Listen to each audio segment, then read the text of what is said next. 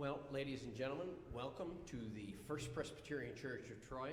My name is Robert Oldroyd, and I'm the Director of Music here at the church. Welcome to our first organ recital concert of 2025. This, I believe, is the first recital in a while. Usually by the fall, the organ recitals have stopped for some other programming. So this may be the first time you get to hear some of the revoicing that was done over the course of 2024. We were fortunate to have Larry Trupiano of Mon and Trupiano in Brooklyn, New York, came up, and he has been slowly revoicing all of the pipe organ to its original sound design of 1950, when the organ was completed originally.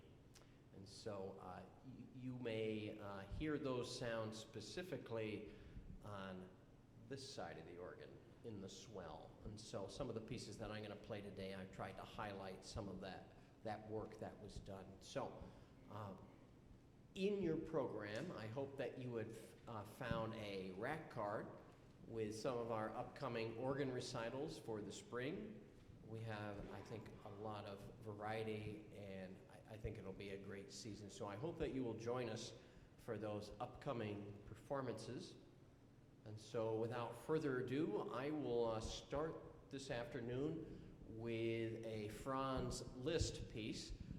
Franz Liszt is considered the first concert recitalist, or at least for piano. The violinist would be Niccolo Paganini. He was the first violin recitalist.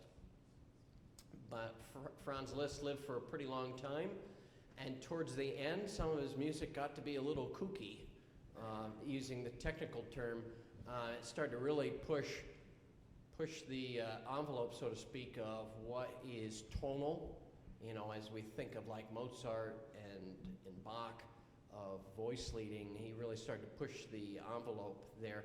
And so this is first of two pieces I'm going to play this afternoon. This is the Introitus, and it has some very odd chord changes and some pretty jarring key changes. So this is, I think, indicative of his very late style right before he died. So this is Franz Liszt Introitus.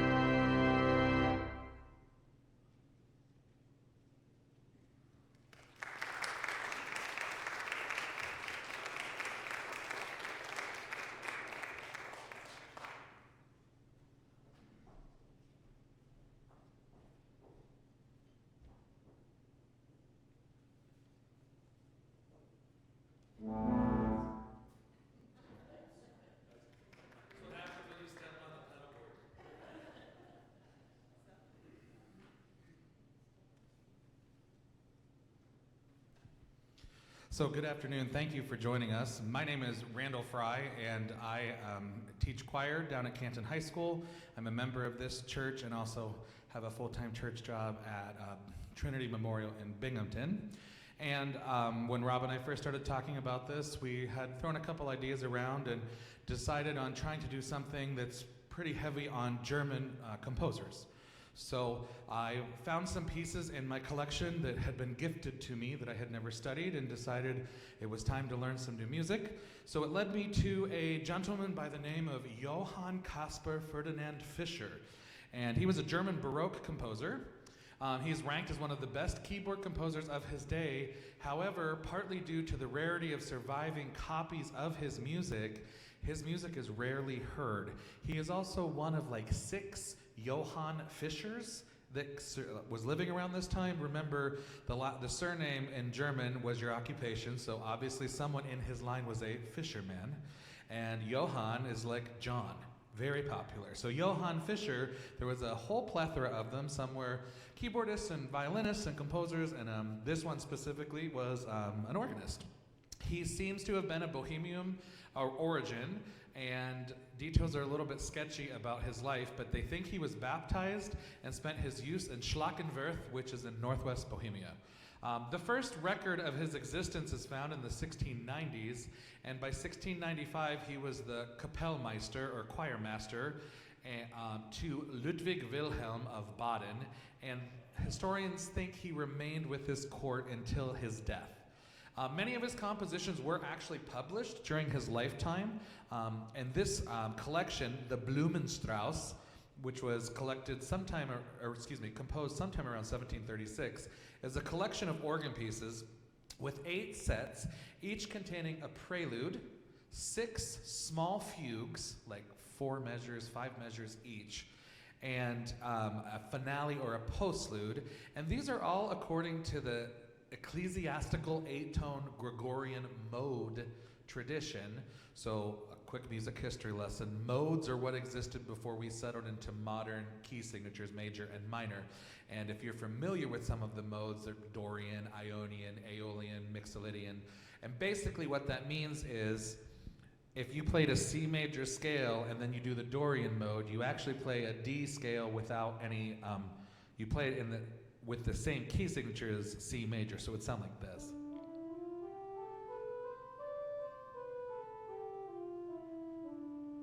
So that's Dorian mode and what this is based on. And then of course you will hear him start to use some major minor tonality as he works through different passages and different harmonies and things. And then the fuguettes, they're about 2 measures of the subject, which is what your ear's going to be hearing then for the rest of that little fuguette, introduced in multiple voices as we go. So this is the Blumenstrauss Preludium Primum in Dorian mode.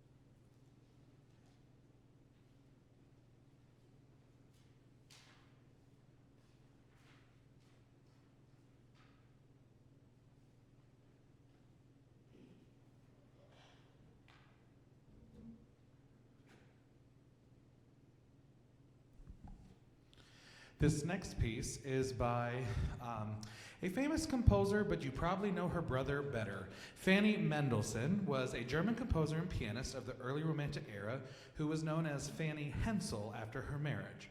Her famous brother, of course, is Felix Mendelssohn, which we have all heard of, and Felix was probably Fanny's greatest supporter, and actually right before he passed made huge demands to the publishing industry that they needed to publish all of her works. Unfortunately, they did not listen to him. Her compositions include a string quartet, a piano trio, a piano quartet, an orchestral overture, 4 cantatas, more than 125 pieces for piano, and over 250 Lieder, which is German art song. And unfortunately, like I said, most of which of those were unpublished in her lifetime. Although lauded for her fantastic piano technique, she rarely gave public performances outside of her family circle. This piece is called Prelude for the Organ in F major, and is one of the few works that I have ever found by Fanny that's written for the organ. She clearly had technical prowess, and this piece actually has a little bit of idiosyncrasies with how it's written. You can definitely tell a piano-heavy composer wrote some of this, because there's some things about this that make it very challenging on the organ, trying to do some octaves and things with chords in the middle while you're holding things, and on a piano it is much easier. So this is Fanny Mendelssohn's Prelude for the Organ in F major.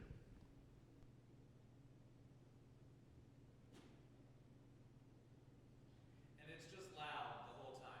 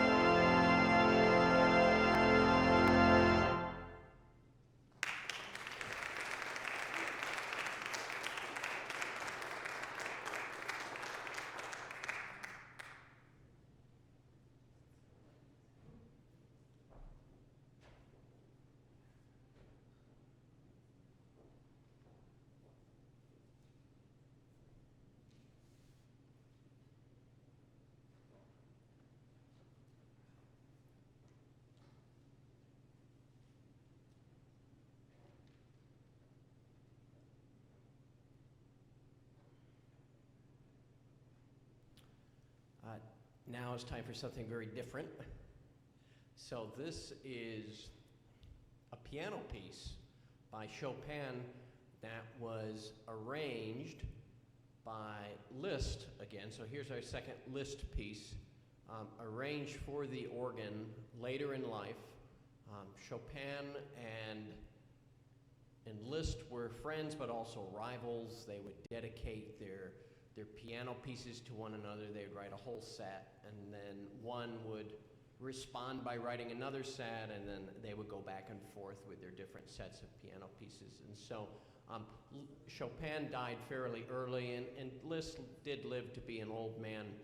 And so later in life, he took some of his friend Chopin's piano pieces and reworked them for the organ. So this is Prelude number 4 from Opus 28 of Chopin, arranged by Liszt.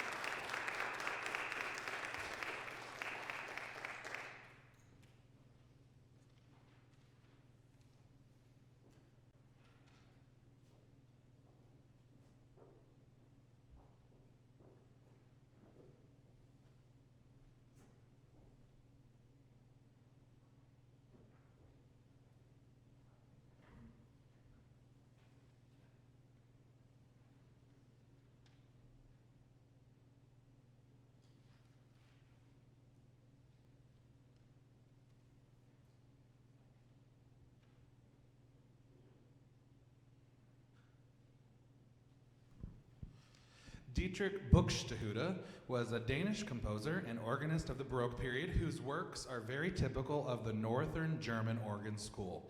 As a composer who worked in various vocal and instrumental idioms, Buxtehude's style greatly influenced other composers such as the ever-famous Johann Sebastian Bach and George Friedrich Handel. Buxtehude is considered one of the most important composers of the 17th century. The choral fantasias are large-scaled, virtuosic, sectional compositions that cover a whole strophe of text and are somewhat similar to choral concertos in their treatment of the text. Each verse is developed separately, allowing for technically and emotionally contrasting sections within one composition.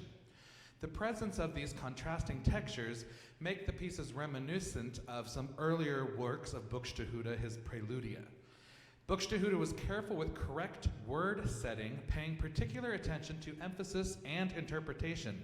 Each section is also closely related to the text of the corresponding lines. You might hear chromatic sections to express sadness, or Jake fugues to express joy. Examples include fantasias on these famous German hymns, Globet seist du Jesu Christ, Nun freut euch lieben Christen gemein, Nun lob mein Seel den Herrn, and the one I'm going to play, Wie schön leuchtet der Morgenstern. The hymn tune of Wie schön leuchtet der Morgenstern was codified as a creation of Nikolai Joachim. And then another gentleman by Joachim Stallman wrote in 2000 that the melody is reminiscent of a 1538 melody published in the Strasbourg Psalter in 1539 with the song Jauchzet dem Herrn alle Land, and that possibly could be by Jakob Dascher. So in your blue hymnal, I know none of that made sense to you, I'll talk to you about it afterward. In your blue hymnal, number 69 is the hymn tune. You can actually, if you follow the soprano part, which is the top line of the music, you will hear that melody throughout the 4 different variations of this piece. Sometimes you will hear that in just the left hand of the organ on a solo reed while some flutes are noodling above it. At other points, the flutes are noodling all together on it. And then he does some really interesting settings, usually using 30-second notes and triplet figures. And then the final thing he does is it feels like a jig to me, but it's written at vivace, and it sets the 4th verse of the text. So please enjoy Buxtehude's Wie schön leuchtet der Morgenstern.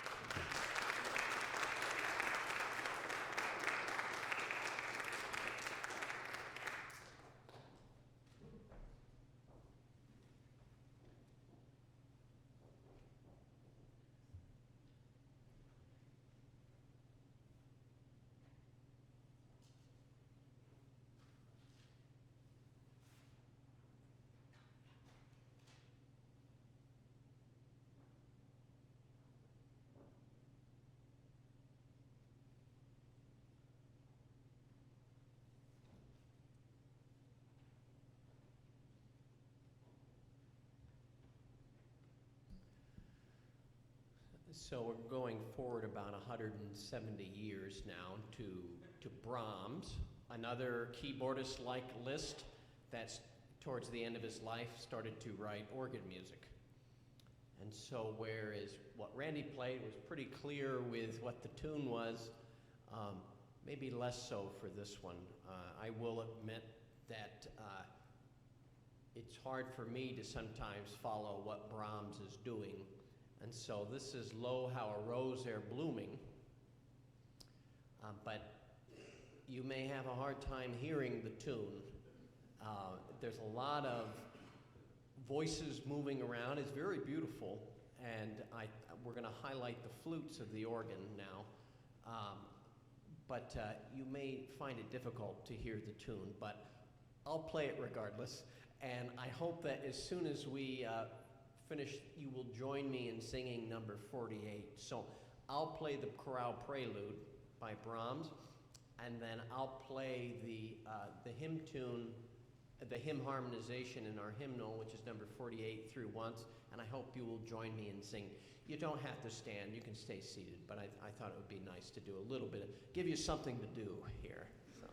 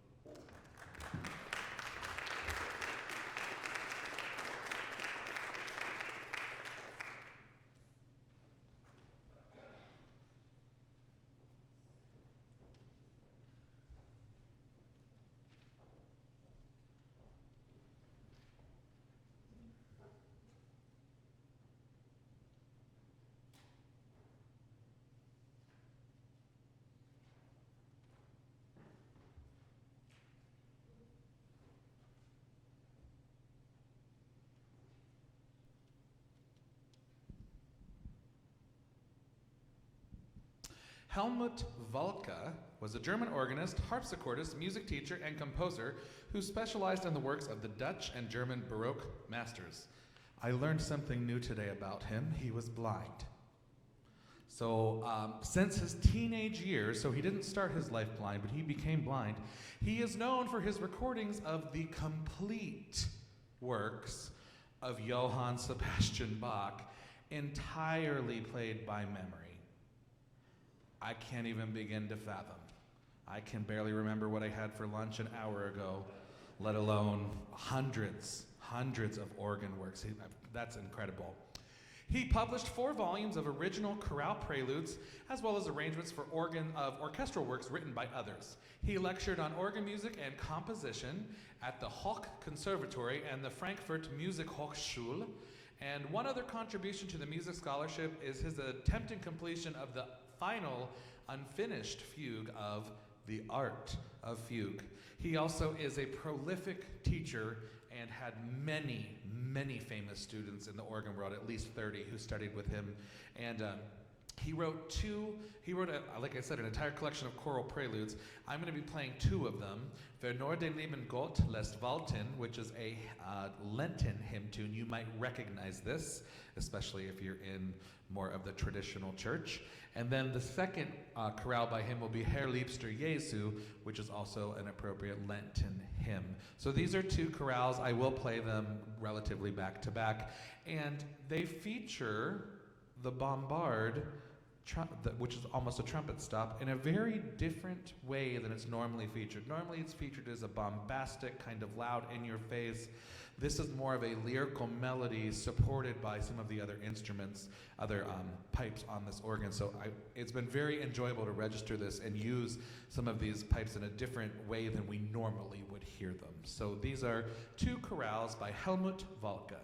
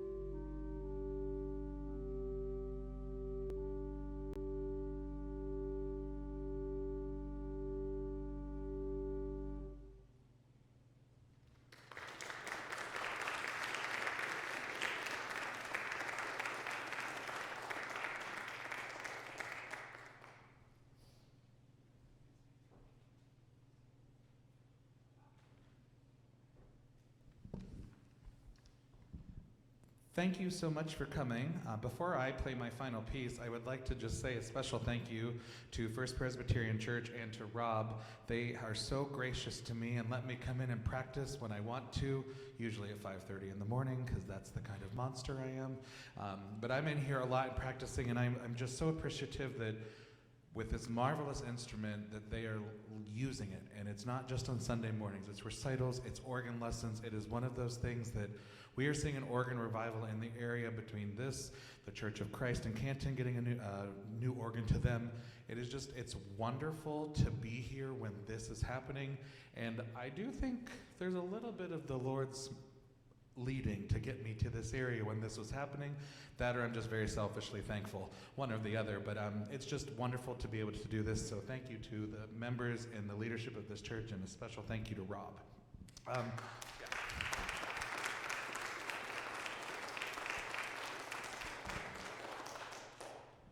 The final piece I'm playing is probably by one of the more famous composers of the Baroque era, named Johann Pachelbel. You probably know him best for Pachelbel's Canon in D, which is played at almost every wedding I've ever been to, and ironically, many pop songs also fit that harmonization. So you can, if you want to look something up, get on YouTube and look up Pachelbel in D Rant, and it's a gentleman who plays the guitar and follows the chord progression of Pachelbel's Canon, but he sings like 17 different pop songs to it, and every single one of them works. It's very fascinating. So Pachelbel was a German composer, organist and teacher who brought the South German organ schools to their peak. So Buxtehude was in the north, Pachelbel was in the south. He composed a large body of sacred and secular music, and his contributions to the development of the chorale prelude and fugue have really earned him a special place amongst Baroque composers. Pachelbel composed many works, but I'm going to specifically talk about his 6 fantasias. 3 of them are sectional compositions in 3/2 time, and the sections are not connected thematically. The other Dorian piece of structure is reminiscent of Pachelbel's Magnificat fugues, with the main theme accompanied by 2 simple counter subjects. The other 2, which one of them I am playing today, the E flat and G minor, which is what I will be playing, are variations on an actual Italian genre called the toccata di torrezze e ligature, which I don't even know what that means, so sorry. Something about literature. Both pieces offer gentle, free-flowing passages featuring intricacy in both hands with many accidentals, and if you consider yourself to be kind of a Renaissance Baroque music scholar, you might hear some similarity to pieces by Girolamo Frescobaldi or Giovanni de Mach, which is early Italian and early French composers. So this features a very nice full organ sound without being overly aggressive in your face, and you will hear quite a bit of chromaticism and that tension of the clashing notes into the release, and it really adds some drama and flair. Remember, they didn't have reality TV back then, so the drama and the flair came from the tension and release of the chordal tonals. So please enjoy Pachelbel's Fantasia in G minor.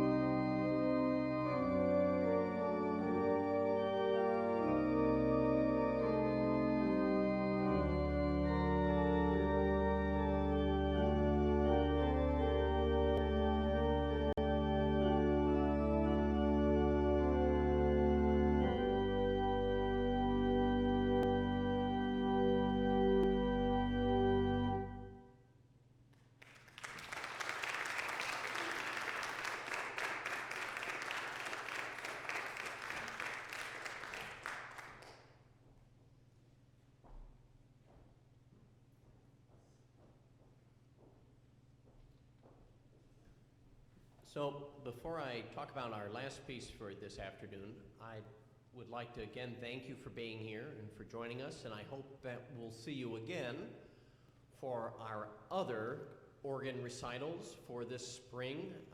Do keep your eye out for our full concert rack card, which is being made right now, that will have all of the different music concerts and services for the late winter and spring, so keep your eye out for that. They're going to be made very soon. And I would be remiss if you would like to leave a donation for our organ fund. There is a collection plate at the back of the church. If you feel inclined to leave a donation, it's greatly appreciated. It does take a lot to preserve such an instrument as this, and so your contributions are greatly appreciated. The last piece for this evening is another Buxtehude piece. One way to talk about Buxtehude, because Randy's done a great job of outlining some details about his life, is Buxtehude the innovator. Buxtehude really would push the envelope. He lived in the imperial city of Lübeck, which is now in Denmark, but was considered a German state back in the day. And he had a lot of resources between the town council and the church that he worked for, and so he could just try all sorts of stuff. And one of which is the idea of the big cantata. Well, let's have this choir, and we'll throw in a kids' choir, and we'll hire those trumpet players too, and we'll need a timpanist, and we'll throw in the organ too. And so these really big works, and they were very influential on people like Bach and Handel. And so a lot of the heavy lifting of oratorio development could be attributed to Buxtehude. Just a quick story, I told this to the Choral Society the other day. Both Handel and Handel and Bach went to take some lessons with Buxtehude. They were also trying to audition for his job.